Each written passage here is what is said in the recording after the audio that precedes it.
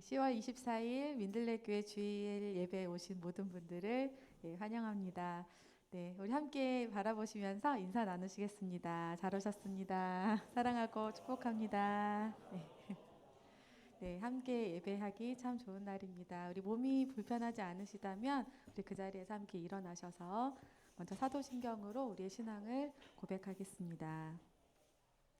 전능하사 천지를 만드신 하나님 아버지를 내가 믿사오며 그 외아들 우리 주 예수 그리스도를 믿사오니 이는 성령으로 잉태하사 동정녀 마리아에게 나시고 본디오 빌라도에게 고난을 받으사 십자가에 못 박혀 죽으시고 장사한 지 사흘 만에 죽은 자 가운데서 다시 살아나시며 하늘에 오르사 전능하신 하나님 우편에 앉아 계시다가 저리로서 산자와 죽은 자를 심판하러 오시리라. 성령을 믿사오며 거룩한 공예와 성도가 서로 교통하는 것과 죄를 사하여 주시는 것과 몸이 다시 사는 것과 영원히 사는 것을 믿사옵나이다. 아멘.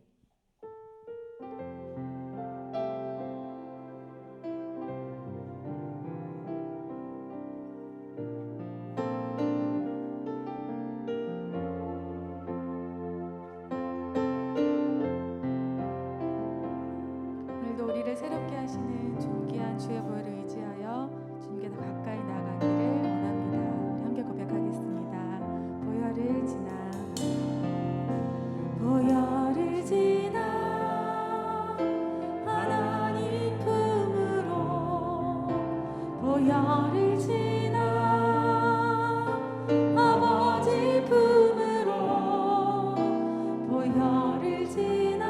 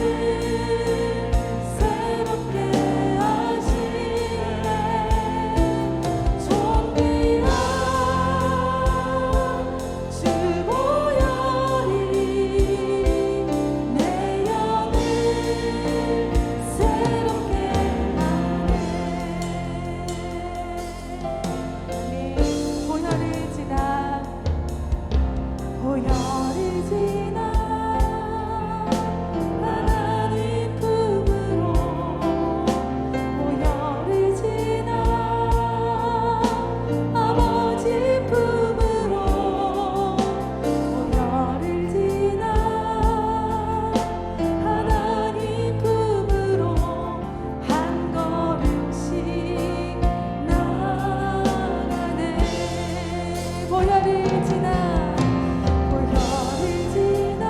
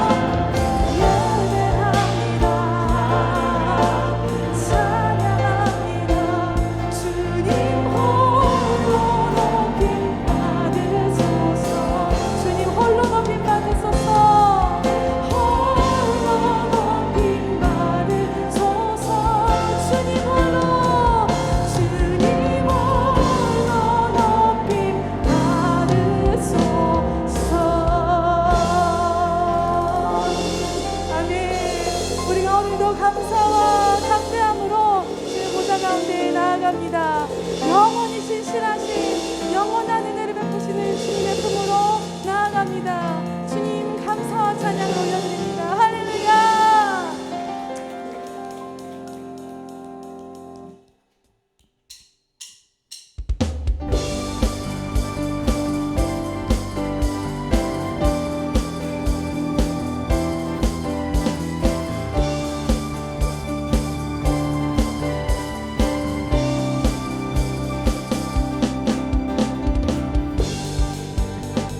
다스리시는 사랑의 왕을 찬양합니다.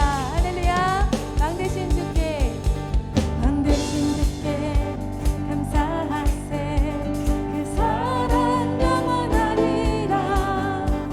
모든 것 위에 뛰어나신 주 그 사랑 영원하리라.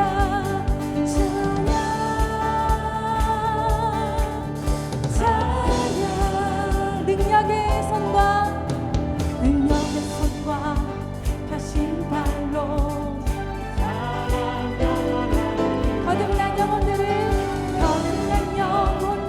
위하여 찬양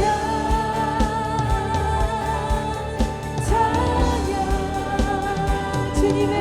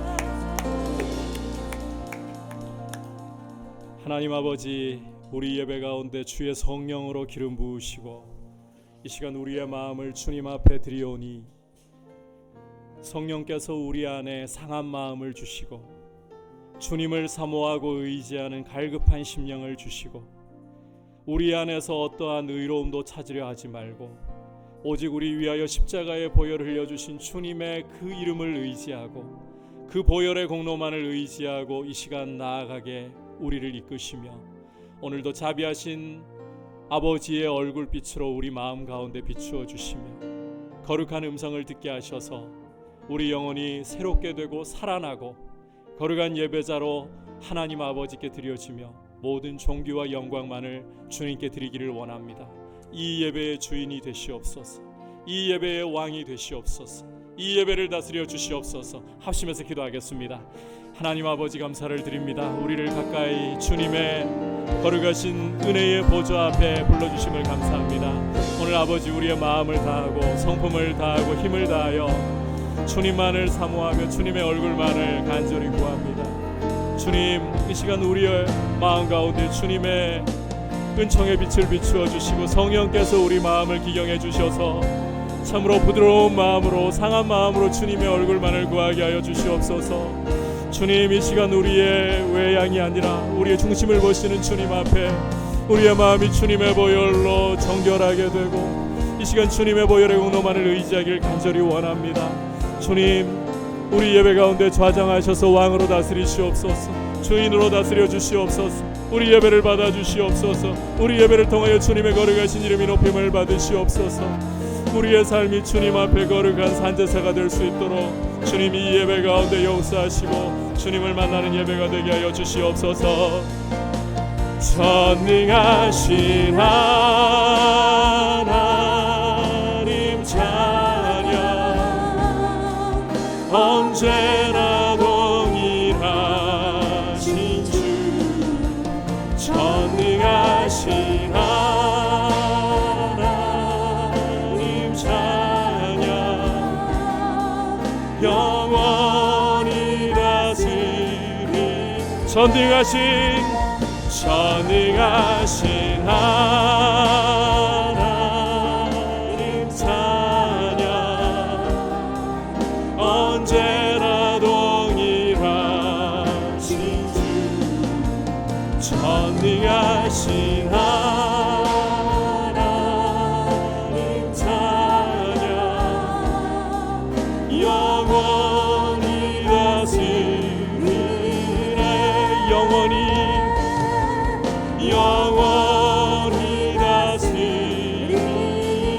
영원히 다스리십니다. 영원히 다스리네.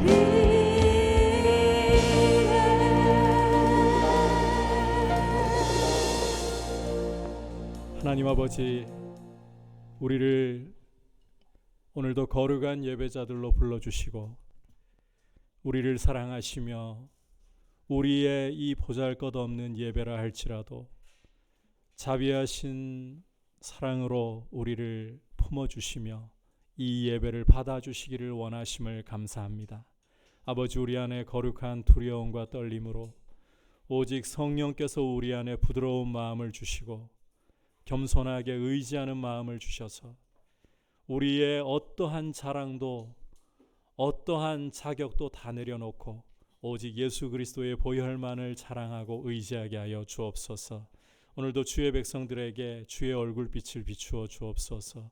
거룩한 음성을 들을 수 있도록 말씀을 열어주시고 우리의 심장을 교훈하여 주옵소서. 모든 존귀와 영광을 주님께 드리며 예수님의 이름으로 기도드립니다. 아멘. 광고 여러분들께 드립니다. 사회적 거리두기가 31일까지 현행대로 계속 지속이 됩니다.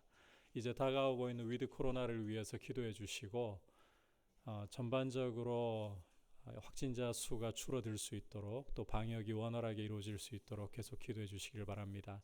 주보에는 따로 없지만 이제 위드 코로나가 진행되고 직원 선거를 앞에 두고서 저희가 다시금 새벽 기도회를 이제 오프라인으로 진행을 할 예정입니다.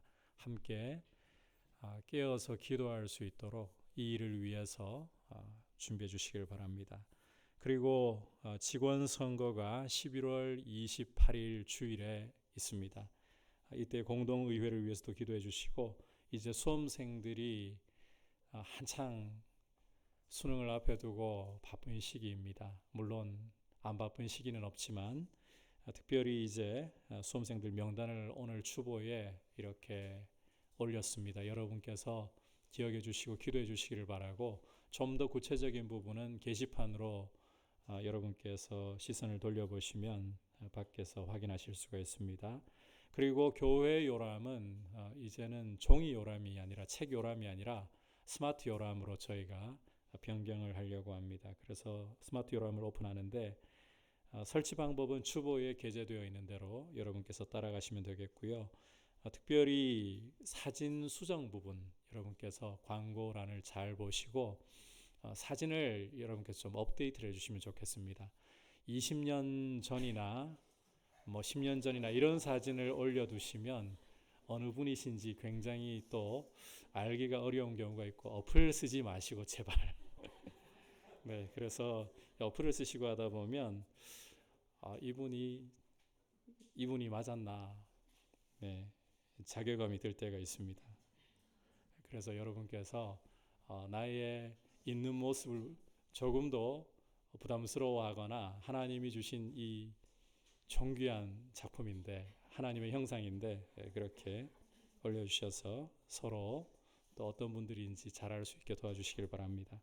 그리고 어제 곽원광 집사님과 박순옥 권사님 가정에 도현이 그리고 혜련이가 부부로 이제 백년 가약을 맺었습니다.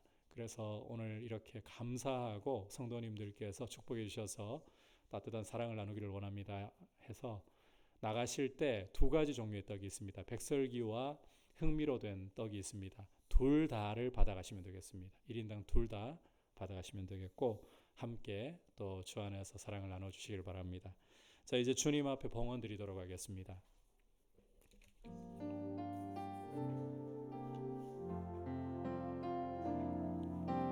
나의 생명을 드리니 주 영광 위하여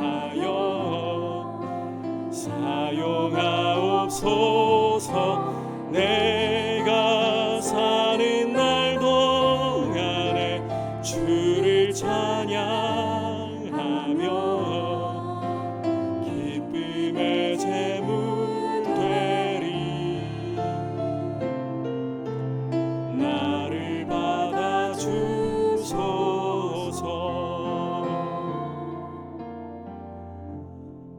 하나님 아버지, 우리가 비록 주님 앞에 작은 것을 드리나 주님이 우리를 사랑하시고 우리의 자비하신 아버지이자 공급자로 우리 삶의 필요를 채워주심을 믿음으로 고백하며 이 예물을 올려드립니다.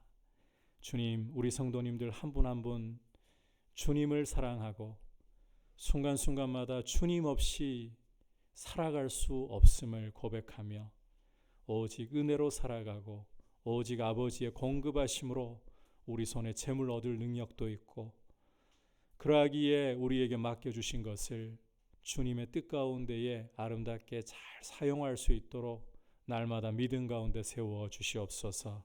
우리 성도님들이 무엇을 하든지 어디에 있든지 영육간에 주님이 복을 주셔서 주님의 아름다우심이 드러나는 삶이 되게 하여 주옵소서. 예수님의 이름으로 기도드립니다. 아멘. 이제 주시는 하나님의 말씀 함께 받도록 하겠습니다. 오늘 주시는 하나님의 말씀은 로마서 2장 6절에서부터 16절까지 말씀입니다. 교독은 12절부터 16절까지 하도록 하겠습니다. 무릇 율법 없이 범죄한 자는 또한 율법 없이 망하고 무릇 율법이 있고 범죄한 자는 율법으로 말미암아 심판을 받으리라.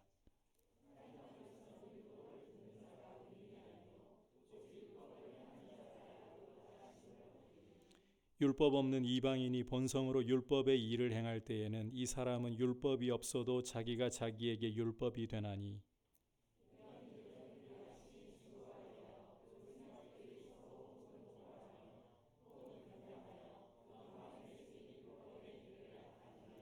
다 같이 곧 나의 복음에 이른 바와 같이 하나님이 예수 그리스도로 말미암아 사람들의 은밀한 것을 심판하시는 그날이라. 아멘. 옆에 분들과 인사 나누겠습니다. 사랑하고 축복합니다. 성령 충만하십시오. 우리는 외모가 굉장히 중요한 사회 속에서 살아가고 있습니다. 속 사람이나 성품보다는 일단 어느 학교 졸업장을 가지고 있느냐, 어떤 직장을 가지고 있느냐, 가지고 있는 재산이 얼마나 되느냐, 이와 같은 것에 먼저 눈길을 주는 사회 속에 살아가고 있습니다. 그만큼 외모를 중시한다는 거예요. 이것은 유대인들도 마찬가지였습니다. 우리와 모양은 다르지만 유대인들은 아브라함의 혈통에서 태어났다는 단지 그 한 가지 이유 때문에 자신들은 하나님의 은총을 입은 하나님의 자녀들이다. 그리고 자신들이 가지고 있는 율법과 할례가 그 하나님의 자녀됨을 보증하는 보증물이다. 이런 자부심을 가지고 그들의 외양을 자랑했습니다. 반대로 이방인들, 아브라함의 혈통이 아닌 이방인들에 대해서는 부정한 사람들로 하나님의 은총과는 거리가 먼 개와 돼지들이라고 깔보고 무시를 했습니다. 하지만 하나님께는 외모가 전혀 중요하지 않습니다. 왜냐하면 하나님은 외모로 사람을 취하시는 분이 아니시기 때문입니다. 하나님은 각 사람의 행위대로 갚으시는 분이십니다. 참고 선을 행하면서 영광과 존귀와 썩지 아니함을 구하는 사람에게는 영생으로 갚아주시고, 오직 당을 지으면서 죄를 짓고 불의를 행하는 사람들에게는 분노와 진노로 갚으시는 분이에요. 하나님은 행위대로 갚으신다. 악을 행하느냐 선을 행하느냐, 그 사람의 행위를 따라서 하나님은 보응하신다. 참고로 오늘 우리가 함께 살펴보려고 하는 말씀은 구원의 맥락이 아니라, 여러분 이 부분을 잘 들으셔야 돼요, 심판의 맥락 속에 있습니다. 구원 얻는 방법을 우리에게 알려주기 위해서 로마서 2장을 기록한 것이 아니라 심판의 당위성에 대해서 보여주려고 이 말씀을 사도 바울이 기록한 겁니다. 이런 맥락을 여러분이 염두에 두고 이 말씀을 보시지 않으면 자칫 행위로, 율법의 행위로 사람이 구원을 얻을 수 있는가, 이런 오해를 할 수도 있다는 거예요. 그래서 오늘 말씀은 심판의 맥락 속에서 심판의 당위성을 강조하는 말씀이다. 이걸 염두에 두고 메시지를 받으시기를 바랍니다. 자, 첫 번째로는 한번 따라합시다. 각 사람에게 행한 대로 보응하신다는 거예요. 오늘 말씀 6절과 9절과 10절을 보시면 바울은 세 차례나 각 사람에게라고 말씀을 하면서 각 사람을 강조하고 있습니다. 하나님이 각 사람에게 그 행한 대로 보응하신다. 하나님이 악을 행하는 각 사람의 영에 환난과 공고를 주신다. 하나님이 선을 행하는 각 사람에게 영광과 존귀와 평강을 주신다. 이렇게 각 사람을 강조하고 있어요. 하나님이 상급을 주시든 심판을 주시든 간에 그것은 각 사람에게, 각자에게 주어지는 것이다. 결코 누가 대신해 줄 수도 없고 누군가에게 묻어갈 수도 없다는 것입니다. 부모에게 묻어서 나도 은총을 받을 수 있겠지. 우리 부모님이 하나님의 은총을 받는 사람들이니까 나도 은총을 받을 수 있겠지. 남편이 예수님을 잘 믿기 때문에, 아내가 예수님을 잘 믿기 때문에 거기에 좀 묻어갈 수 있겠지. 혹은 내 친구 중에 목사가 있고 정말 믿음 좋은 장로가 있고 거기에 좀 묻어가면 되겠지. 그런 게 없다는 거예요. 하나님은 각 사람의 행위대로 보응을 하신다. 각 사람의 행위대로 보응을 하신다. 각자의 인생이에요.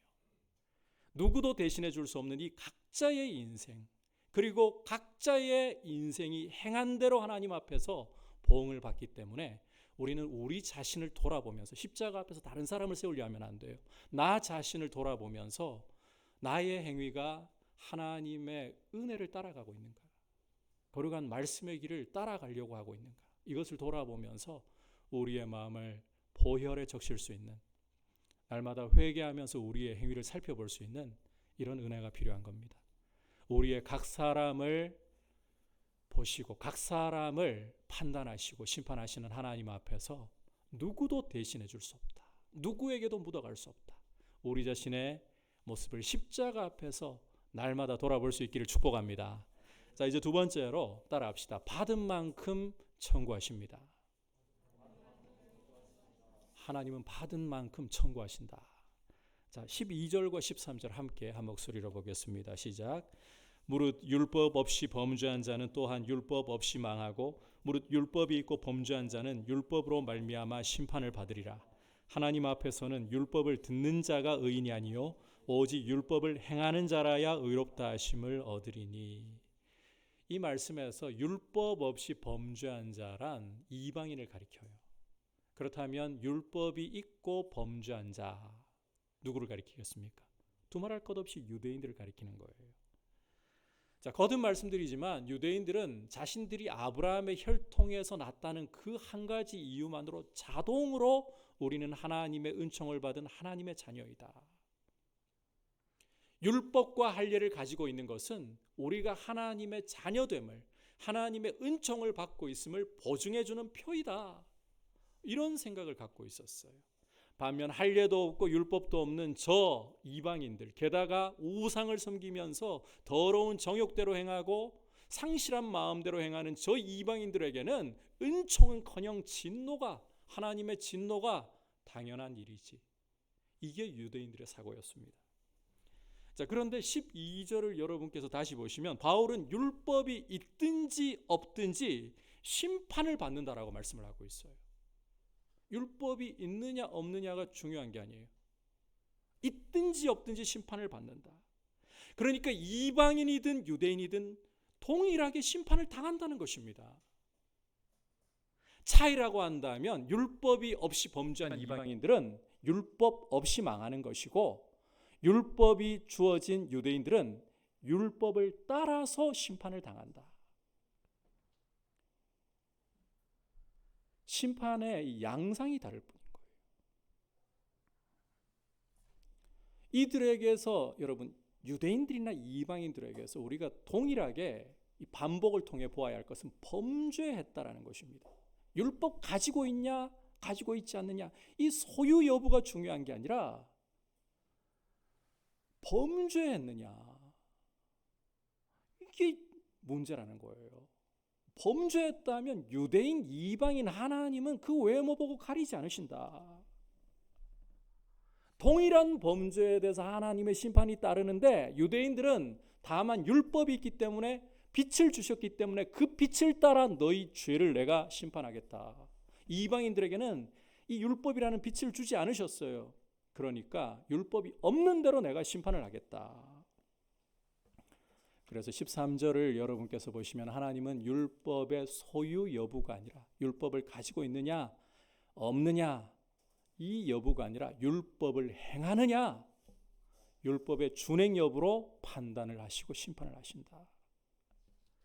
다시 말해서 하나님 앞에서는 율법을 듣는 자가 의인이 아니라, 따라합시다, 율법을 행하는 자라야 의롭다 하심을 얻으리니,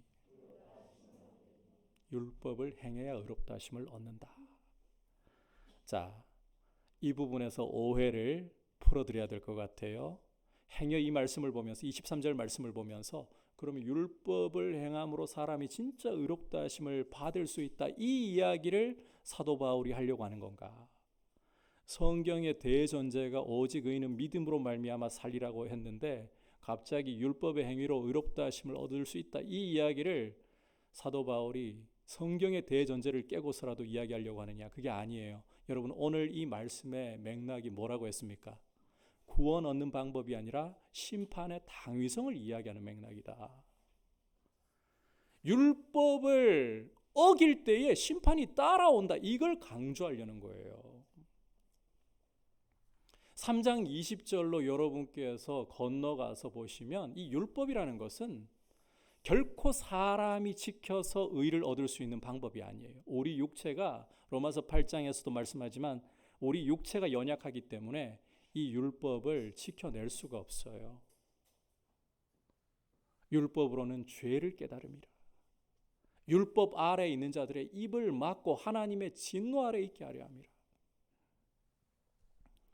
하나님은 율법 안 지키면서 의를 주장하는 너희 유대인들은 착각에서 좀 깨어나라, 바울을 통해 이 말씀을 주신다는 거죠.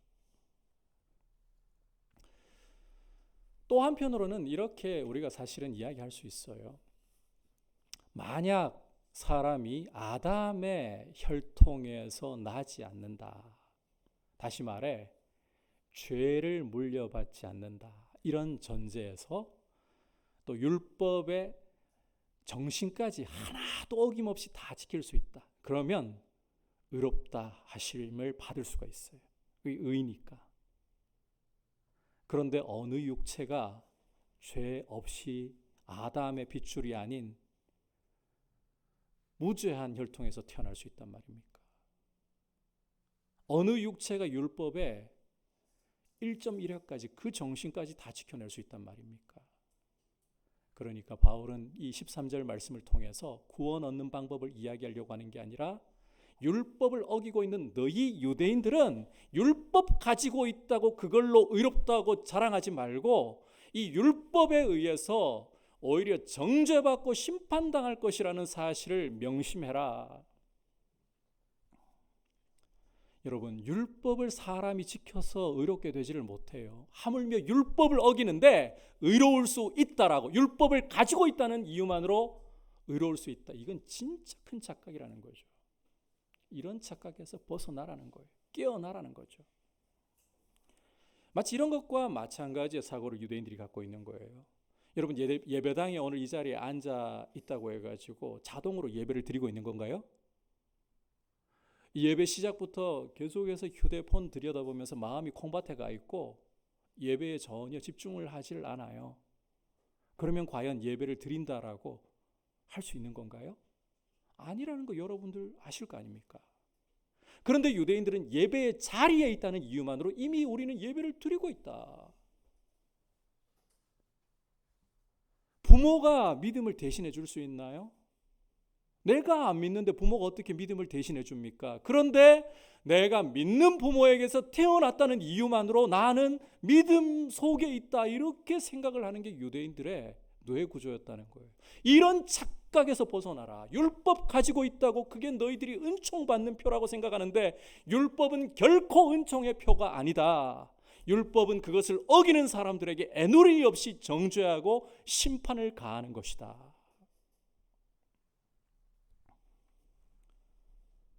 하나님은 율법을 맡겨주셨으면 그 율법을 따라서 유대인들에게 책임을 물으신다라는 것입니다. 그러니 착각에 빠지지 말라. 제발.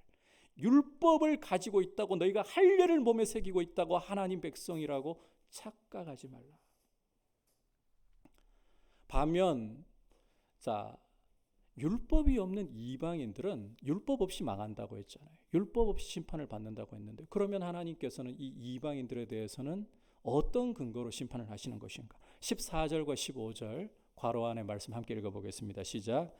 율법 없는 이방인이 본성으로 율법의 일을 행할 때에는 이 사람은 율법이 없어도 자기가 자기에게 율법이 되나니, 이런 이들은 그 양심이 증거가 되어 그 생각들이 서로 혹은 고발하며 혹은 변명하여 그 마음에 새긴 율법의 행위를 나타내느니라. 자, 말씀이 좀 복잡한데 좀 풀어서 설명을 하면 이런 거예요. 이방인들에게는 율법 없으니까 하나님이 기준도 없이 대충 되는 대로 심판할 거라고 생각하지 말라는 거예요. 이방인들에게도 비록 율법은 없으나 심판의 근거가 있다는 겁니다. 오늘 바울이 이 14절과 15절을 이야기하면서 본성이라는 이야기를 하고 있죠. 이 본성이 바로 하나님께서 판단하시는 근거가 된다. 무슨 말인가 하면 하나님이 우리 본성 안에다가, 우리 마음에다가 율법이라는 빛의 흔적을 새겨 두셨다는 거예요. 그래서 우리의 양심이 도덕적인 것을 찾아가려고 하는 이런 성향을 갖고 있다는 겁니다. 증거로 여러분, 어느 사회, 어느 민족, 어느 나라를 막론하고 세대를 막론하고 기본 사람 마음에 있는 이 생각이라고 하기보다 오히려 본능에 가깝다고 할 것이 부모를 공경해야 된다. 안 가르쳐도 자동으로 알아요. 정도의 차이는 있지만 부모를 존중할 줄 알아야 된다. 이웃과 더불어 살아가면서 이웃을 존중할 줄 알아야 된다. 이게 우리 안에 기본 새겨져 있잖아요. 함께 살아가는데 남에게 피해를 끼치는 것은 잘못된 것이다. 이건 누가 가르쳐서 아는 겁니까? 자동으로 알고 있잖아요. 때로 하나님께서 어떤 사회나 한 개인을 징벌하시기 위해서, 심판하시기 위해서 이런 우리의 마음에 새겨두신 빛의 흔적을 가려버리실 때가 있어요. 양심을 무뎌지게 만들어버리실 때가 있다는 거예요.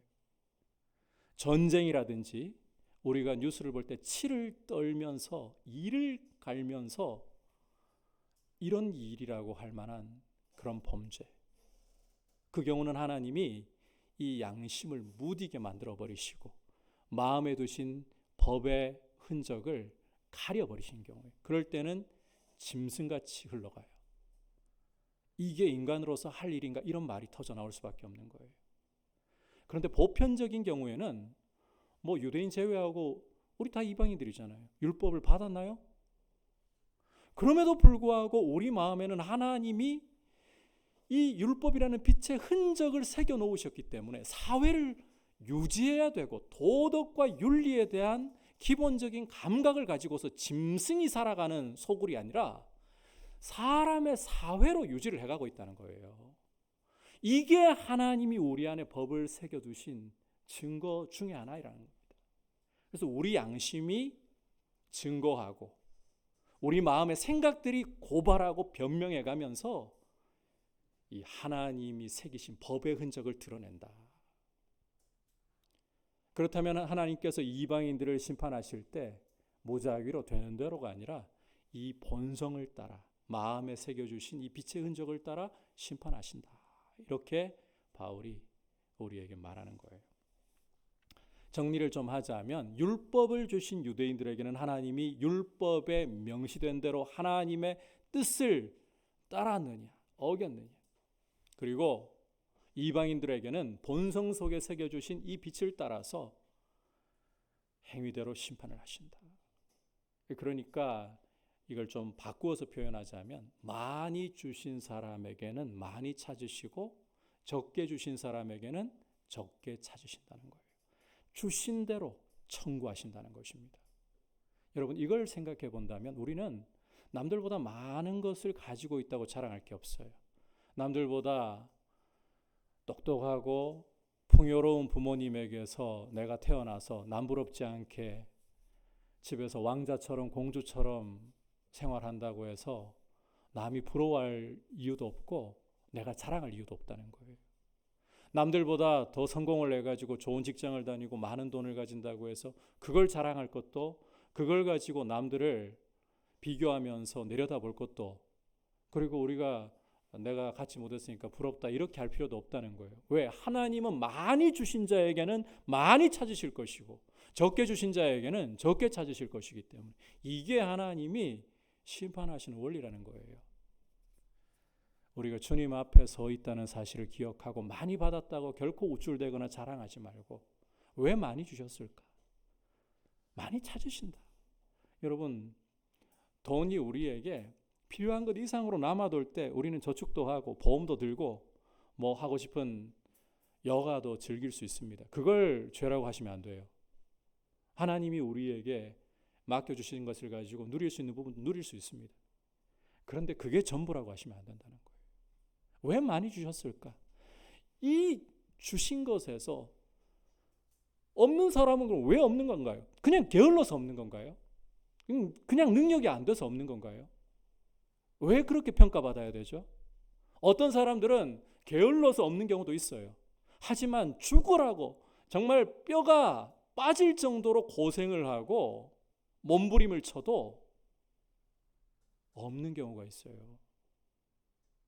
그 경우는 그들을 비난할 수 있다고 생각하십니까? 왜 하나님이 어떤 사람에게는 떡을 2개를 맡겨주시고 어떤 사람에게는 없게 하시는 건가요? 이런 외양만 본다면 하나님 공평하신 분이 아니잖아요. 불공평한 세상이잖아요. 그런데 하나님은 이 2를 가진 사람이 하나를 없는 사람에게 나눔으로써 나눔의 기쁨을, 하나님의 이 사랑의 나눔의 기쁨을 맛보라고 은혜를 주시는 거예요.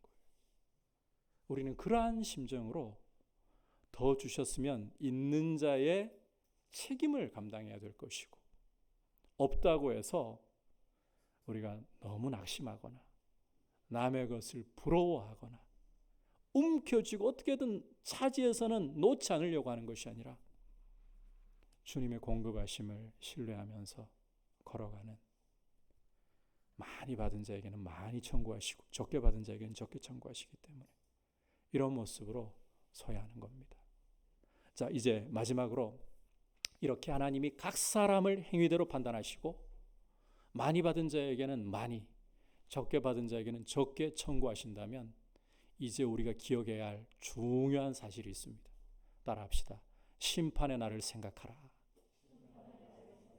심판의 날이 오고 있다는 거예요. 그날에 하나님이 이것을 환히 드러내실 거예요. 같이 16절 읽어보겠습니다. 시작. 곧 나의 복음에 이른 바와 같이 하나님이 예수 그리스도로 말미암아 사람들의 은밀한 것을 심판하시는 그날이라. 이 말씀에서 바울은 나의 복음, 하나님의 복음을 가리켜서 나의 복음이라고 부르고 있죠. 자신이 예수 그리스도의 사도로서 예수 그리스도의 권위를 가지고 복음을 전한다, 이 이야기를 하려고 하는 거예요. 이 예수님의 권위를 가지고서 내가 전하는 이 복음은 하나님이 장차 그리스도로 말미암아 심판하실 날을 분명히 보여주고 있다. 여러분, 우리가 이 복음이라고 한다면 좋은 소식이잖아요. 좋은 소식인데 왜 심판을 이야기하는 건가요? 왜 죄에 대한 심판, 불편하고 이런 부정적인 것을 말하는가요? 이게 복음인가요? 이런 의문이 일어날 수도 있습니다. 그런데 사도가 전한 복음, 그리스도의 권위로 전하는 이 복음에는 기억하십시오, 죄와 심판을 반드시 말씀하고 있습니다. 장차 주님이 이 땅에 다시 오셔서 사람들을 심판하실 그날을 분명히 말씀하고 있어요. 복음이라는 것은 여러분, 죄 가운데 있는 세상에게 그냥 귀에 듣기 좋은 대로, 마음이 받기에 편한 대로 소식을 주는 게 아닙니다.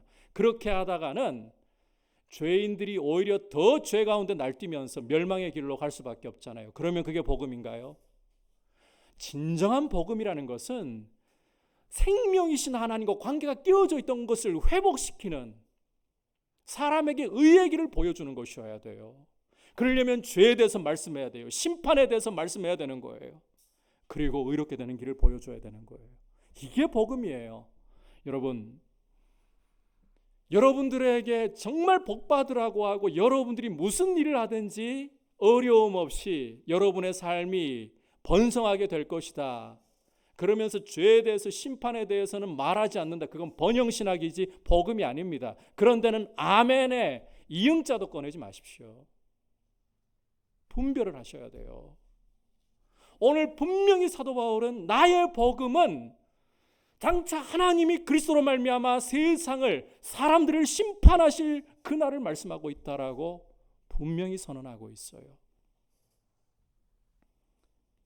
따라서 우리가 정말 복음을 알고 있다면 우리는 그리스도인들로서 장차 주님이 이 땅에 다시 오셔서 우리의 행위를 따라, 외양이 아니에요, 유대인, 이방인 그 외양이 아니에요, 우리의 행위를 따라 심판하실 것을 생각하면서 살아가야 된다는 거예요.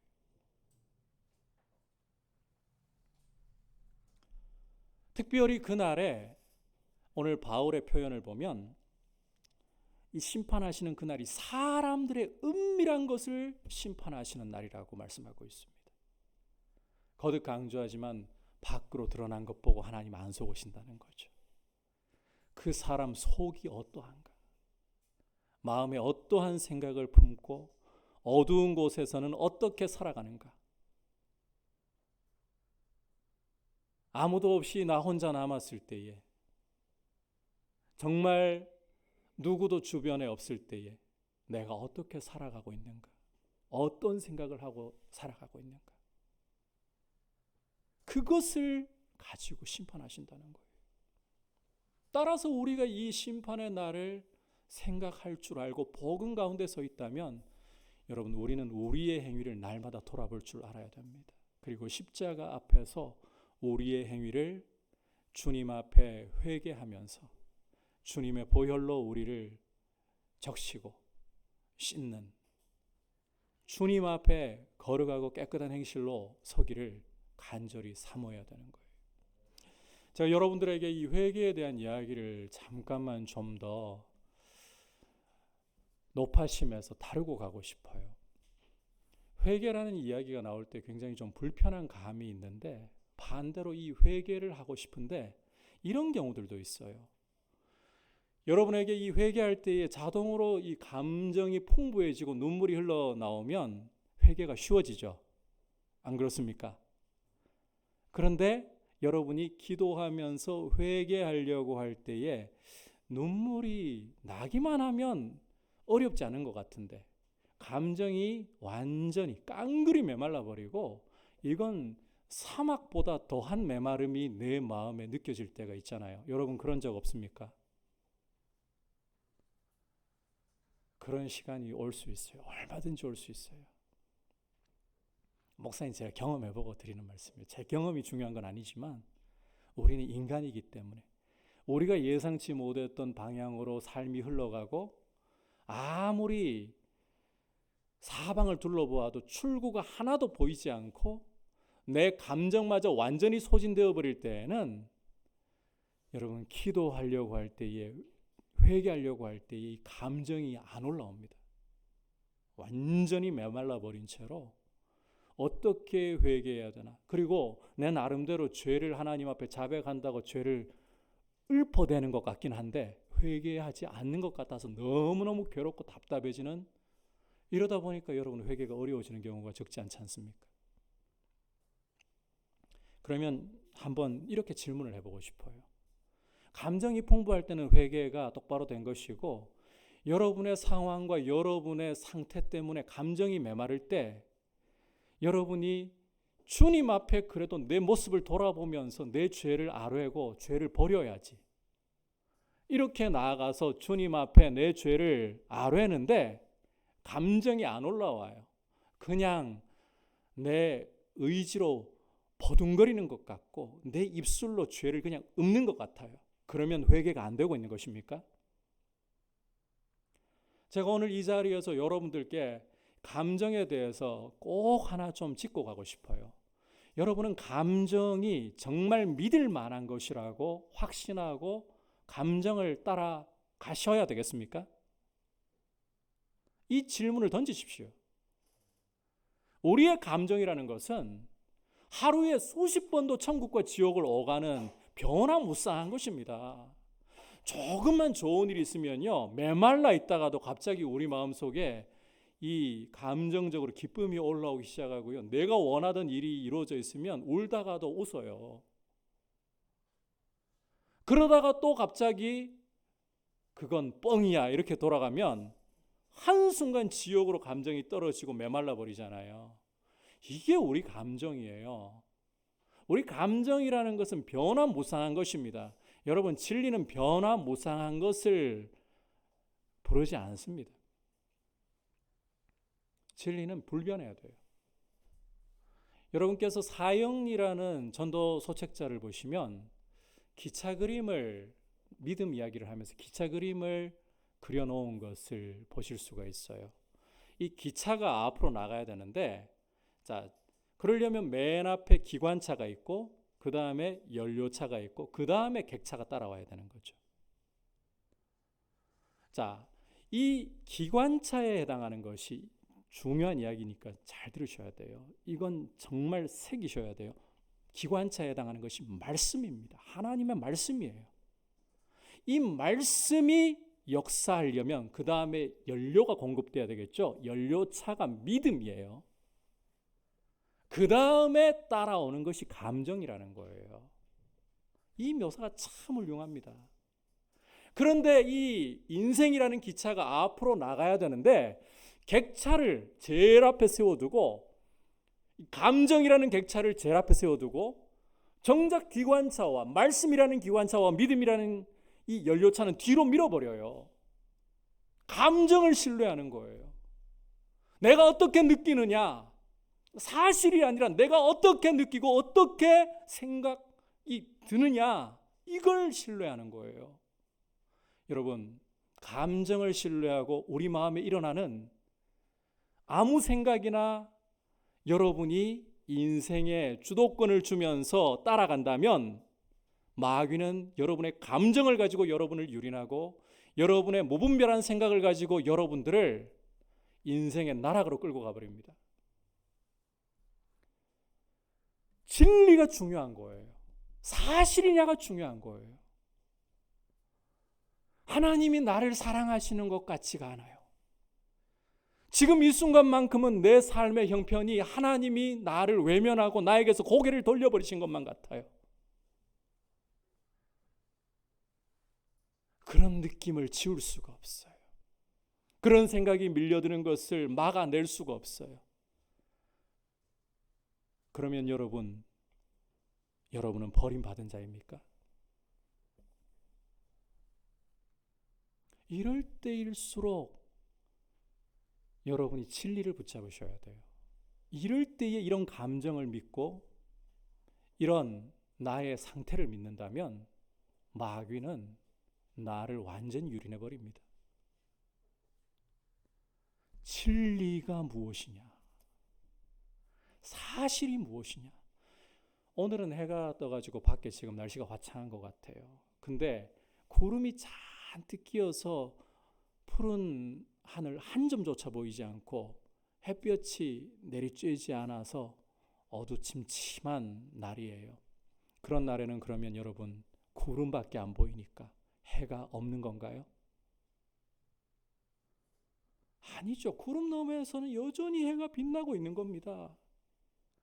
우리의 감정이, 우리의 마음이 하나님이 나를 사랑하시지 않고 오히려 버리신 것 같아. 내 환경이, 내가 지금 살아가고 있는 이 형편이 도저히 하나님이 살아계신 것 같지 않고 하나님이 나를 사랑하시는 것 같지 않아. 그렇게 우리의 감정이 아우성을 치더라도 우리 생각 속에 이러한 생각들이 끊임없이 괴롭힐지라도 그 순간에 여러분은 그것을 신뢰하는 것이 아니라, 그것을 사실로 믿는 것이 아니라, 그것을 진리라고 하는 것이 아니라, 진리는 오직 성경밖에 없어요. 하나님의 말씀밖에 없어요.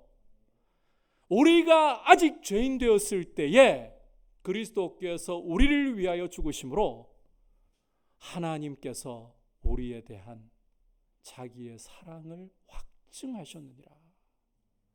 여러분, 하나님은 우리가 아직 죄인 되었을 때, 예수를 믿기도 전에, 하나님과 바른 관계 가운데 있기도 전에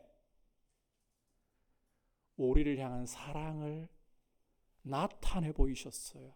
확증하셨어요. 그 증거가 아들 십자가에 우리 대신 우리의 죄를 짊어지고 우리가 받아야 할 저주와 심판을 당하게 하신 것입니다. 예수 그리스도의 십자가는 여러분 우리 눈앞에서 지울 수가 없는 사건이에요. 역사에서 누구도 부인할 수 없는 사건이에요. 이 십자가가 오늘 우리에게 하나님이 말씀하시는 음성이에요. 내가 너를 사랑하는 증거이다. 그러면 뭘 믿으실래요? 감정을 믿으실래요? 여러분 속에 올라오는 생각과 상황을 믿으실래요? 아니죠. 여전히 빛나고 있는, 구름 너머에 빛나고 있는 태양이 있듯이 이 모든 의심의 구름 속에서 우리가 신뢰할 것은 하나님의 변함없는 사랑이라는 거예요.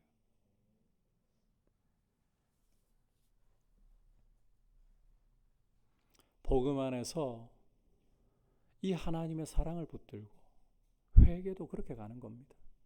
내 감정이 메말랐기 때문에 지금 촉촉한 말을 할 수 있는 여건이 안 되기 때문에 회개가 안 된다. 하나님은 이런 회개는 거들떠도 안 보실 거다. 안 그렇습니다. 우리의 감정이 메말라 버려도 우리 안에 성령으로 소원을 주시잖아요.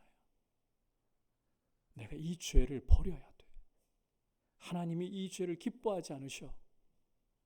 주님 앞에 이 죄를 지금 그냥 읊조리는 것 같이 밖에는 더 보이지 않아도 이 죄를 주님께 제가 드리고 주님의 보혈로 씻어주시기를 원합니다.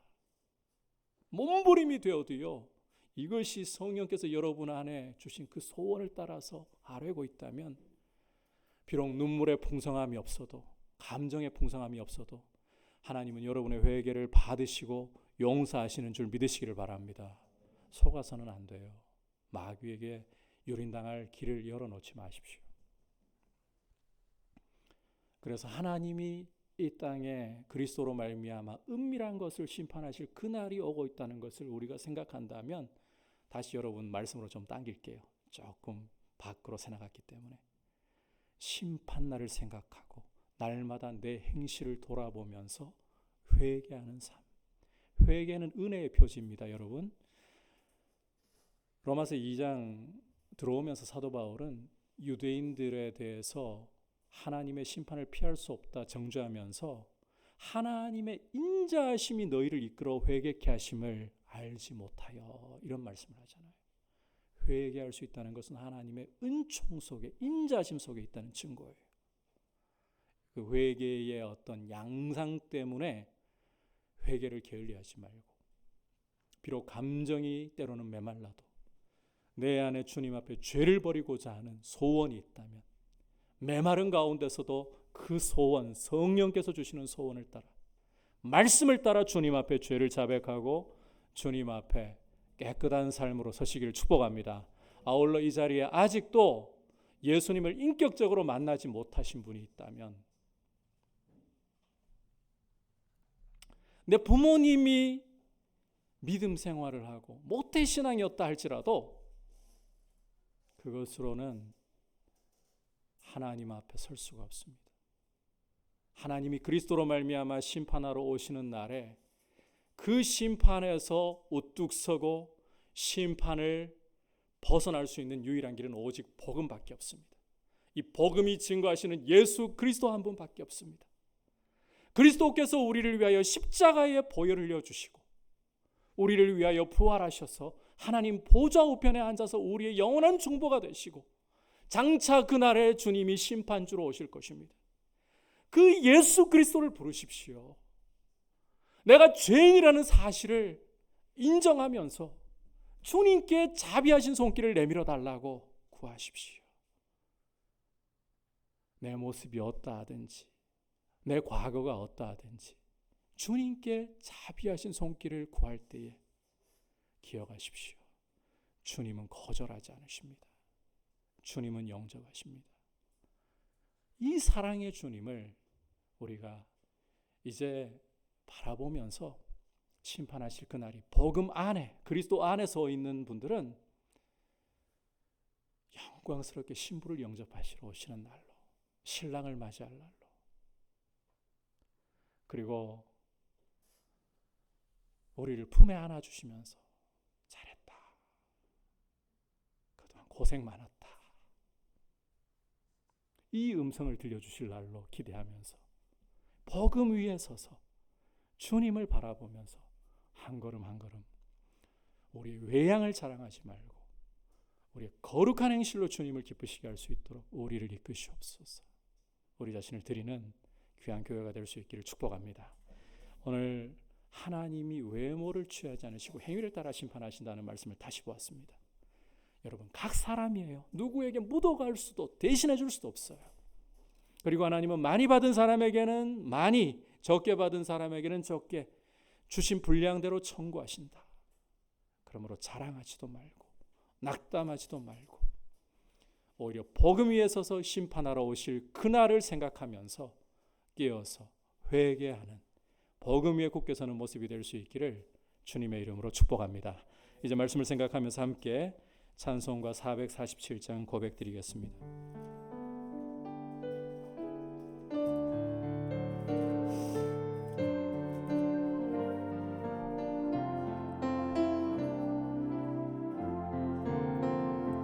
이 세상 끝날까지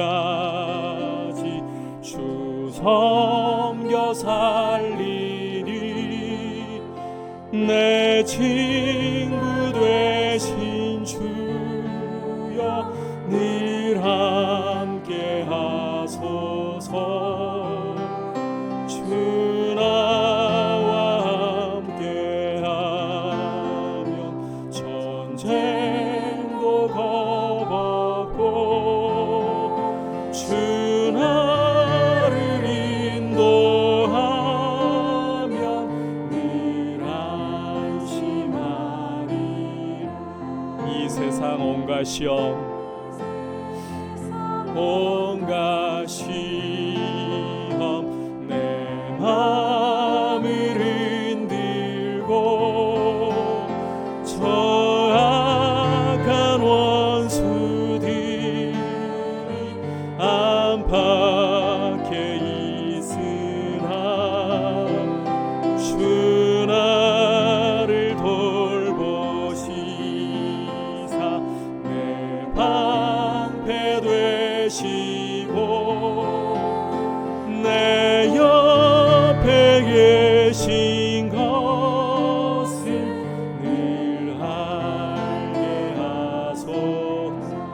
영광 빛난 곳을 영광 빛난 곳을 주 허락했으니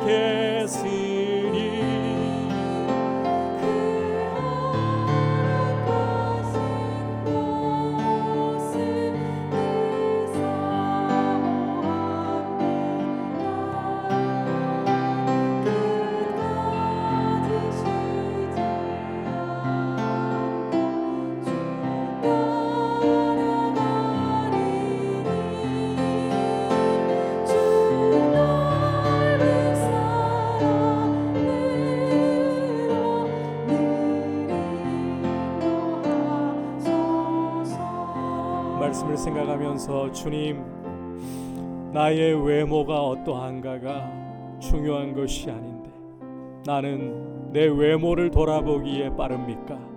내 속사람을 돌아보기에 빠릅니까?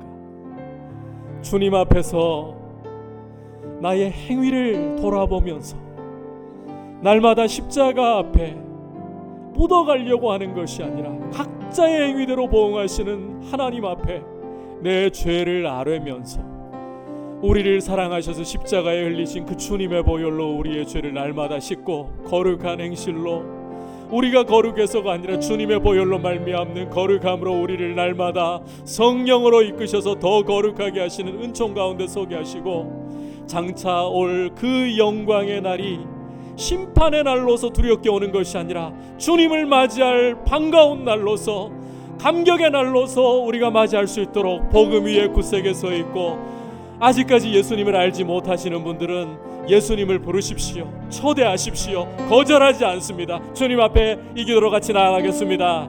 하나님 아버지, 오늘 말씀을 통하여서 우리의 행위대로 주님이 심판하신다는 말씀을 귀를 기울여 들었습니다. 하나님 아버지, 우리의 외양이 어떠한지, 우리가 무엇을 가지고 있는지를 하나님께서 살피시고 그것에 감격하시는 것이 아니라 오히려 우리의 행위를 살펴보시고 우리의 숨어있는 은밀한 모습들을 낱낱이 살피시고 우리의 행위를 따라서 각 사람을 심판하신다고 말씀하셨습니다.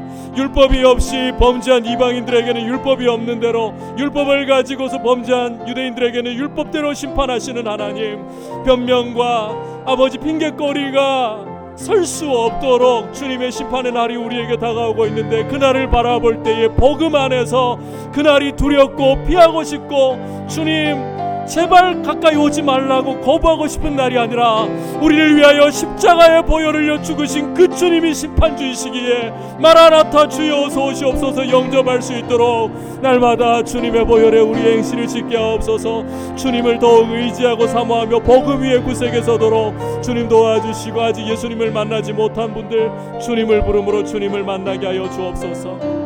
자리에서 일어나서 4절 고백드리겠습니다. 저 영광 빛난 곳을 주 허락했으니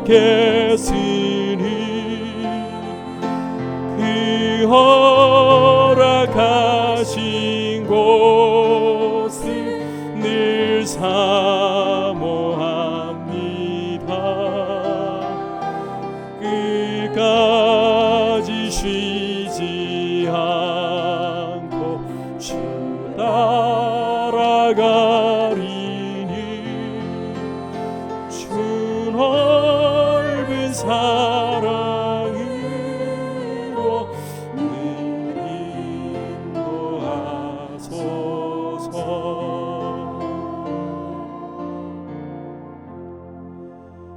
하나님 아버지, 우리의 외모를 보시지 않고 우리의 행위를 따라 판단하시는 아버지 앞에 우리는 어떠한 모습으로 살아가고 있습니까? 복음 안에 서 있다고 하면서도 어느새 복음에 굳세게 서 있기보다 우리의 외양에 사람들이 우리를 평가하는 것에 휘둘려서 우리의 속사람을 돌아보고 주님의 보혈로 날마다 씻기보다 겉사람을 가꾸기에 빠르진 않았습니까?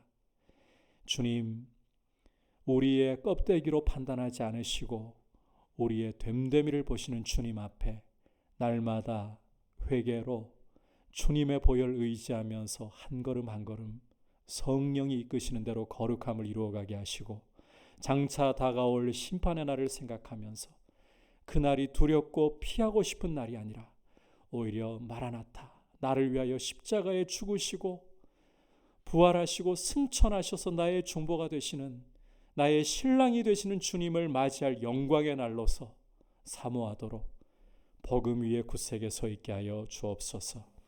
우리 주 예수 그리스도의 크신 은혜와 하나님 아버지의 지극하신 사랑과 성령 하나님의 감화감동 충만케 하시는 은혜의 역사가 행위대로 판단하시는 하나님 앞에 거룩하게 살기를 원합니다. 보혈을 의지하기 원합니다.